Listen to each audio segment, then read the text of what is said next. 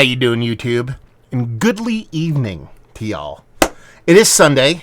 It is 9:26, and we are post North London Derby Day. Arsenal literally beat the living crap out of Tottenham. I am riding high. I had an amazing weekend, hanging with friends and family. Capped today by that drubbing. And then me and my wife and my mother-in-law and her friend going to a cidery to just listen to some music and eat some food. Lo and behold, the cidery had an amazing beer tab list. I'm not a big cider guy, but it was fantastic. So I figured I'd come back and do a beer review. I'll review it. I will film it. I will post it today because mind that gap. That's why.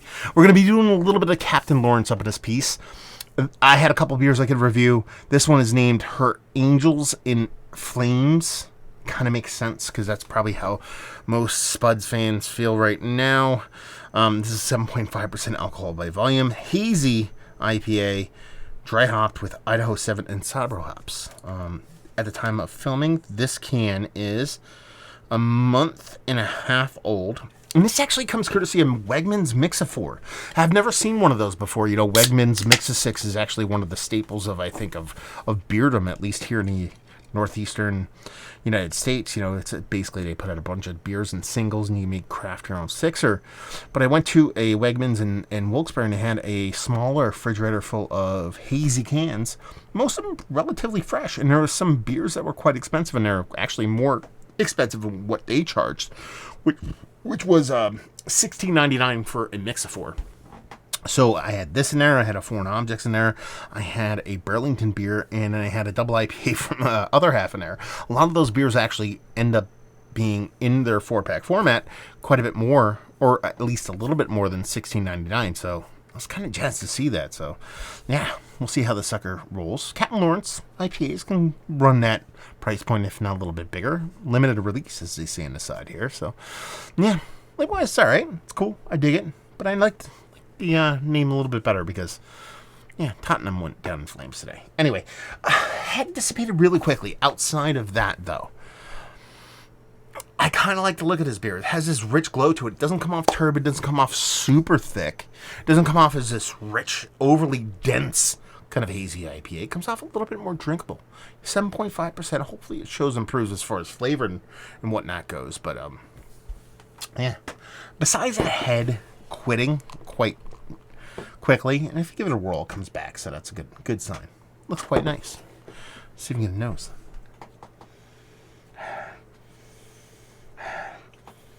I'll tell you what. So for me, Idaho 7 is typically a spicier hop. A lot of times I have Idaho 7 in an IPA. I actually think rye IPA. I don't know. It's just the flavor profile that Idaho 7 provides me and that makes me think of that. You're talking about Sabro. You're talking about, coconut vibes. You're talking about this rich kind of, not lactosey, but it's this coconut milky kind of thing going on. That's the way it usually comes off for me. And both of these are omnipresent in this beer. It actually comes off quite spicy, hop-wise, but not like English bittering spice, more like specific Idaho 7 spice. And there is this soft little kind of coconut water. Not coconut, coconut, toasted coconut, more like coconut water kind of vibes. Rich citrus vibes, big tropical vibes. I'm getting a little bit of bittering, or perceptional bittering on the nose. I know you sticklers, you can't smell bittering. It smells like a pretty aggressive beer. 7.5 it should be. Let's dive in. Cheers.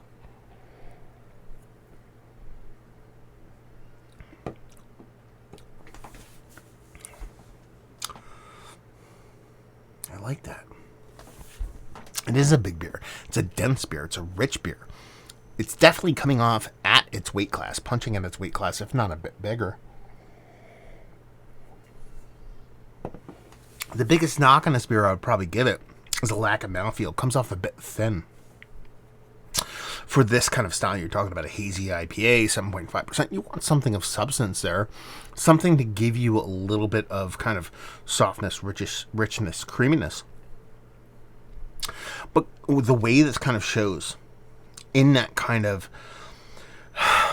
It's not super spicy. There's a spiciness to it, so it kind of reminds me of what I typically get from Idaho 7. But the way the fruit comes off here is very tannic, almost farmhousey in a way. And by that I mean it's kind of skinny. It's like peach skins. You know what I mean? Like kiwi skins, like grapefruit skins, orange skins. Not necessarily a big pithiness characteristic, but it has this little bit of earthiness to it. This little bit of kind of spiciness. This little bit of bittering coming from the skin itself. In a way I kind of dig.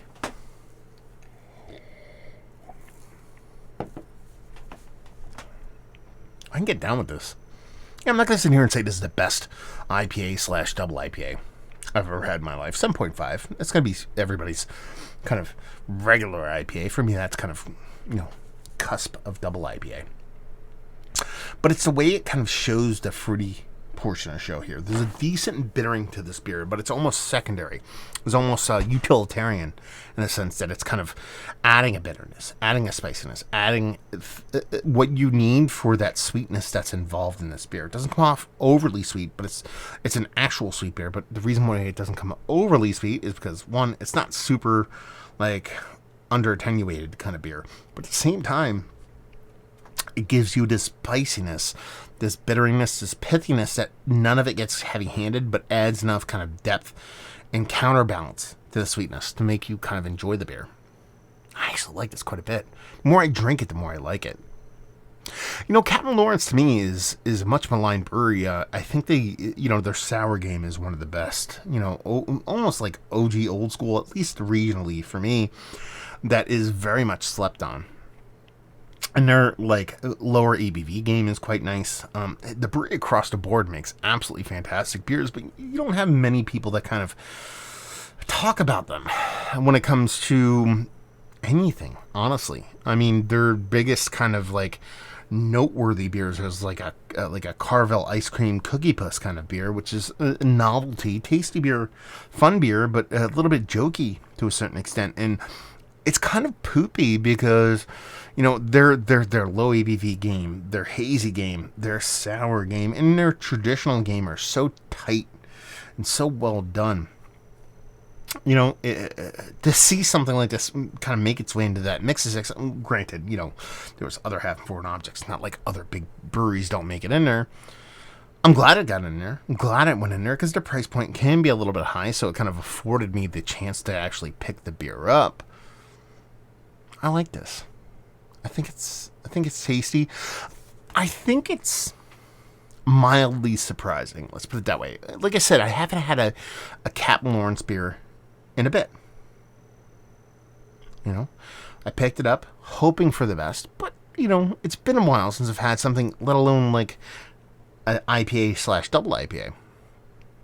So you go into this, not only is it serviceable, it's quite tasty. Surprisingly tasty, and quite a bit tastier than I thought it would be. It's kind of how today's Arsenal game went. I'm not going to sit here and say, as an Arsenal fan through and through, you're losing your first 3 games of the season and then winning versus, Burnley and then, just barely squeaking out some wins. It doesn't show big confidence going into a North London derby versus a Tottenham side that's not strong, but stronger perceptionally. To a certain group of people, and to just dominate in such hefty and just ridiculously obvious fashion.